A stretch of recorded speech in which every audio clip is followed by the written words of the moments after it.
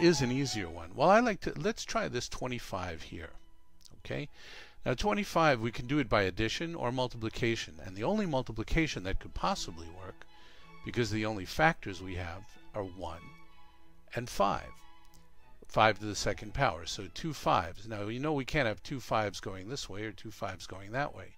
So we know we need 2 5s. The only place that we can put them would be in these two squares, so they don't repeat in a column or a row. And that would make this a 1.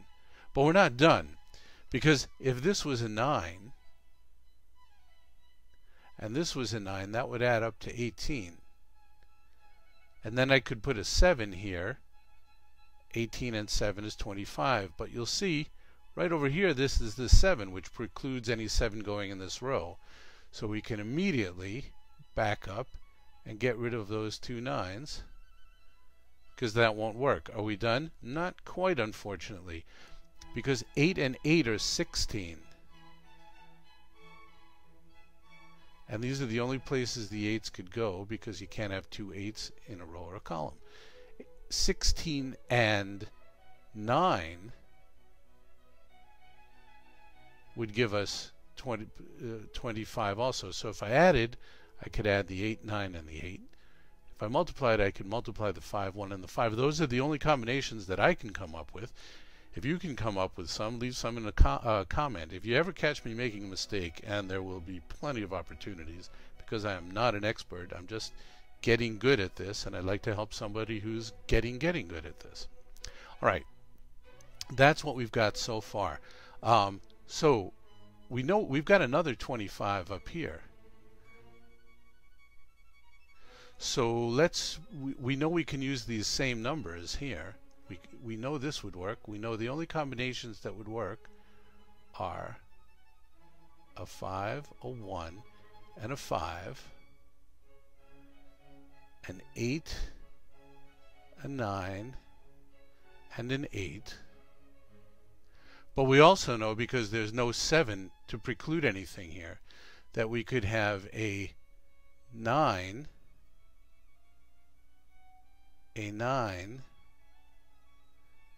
and a 7 here.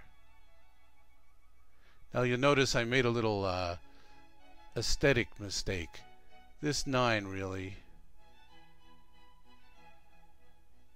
that'll confuse me if I leave it there.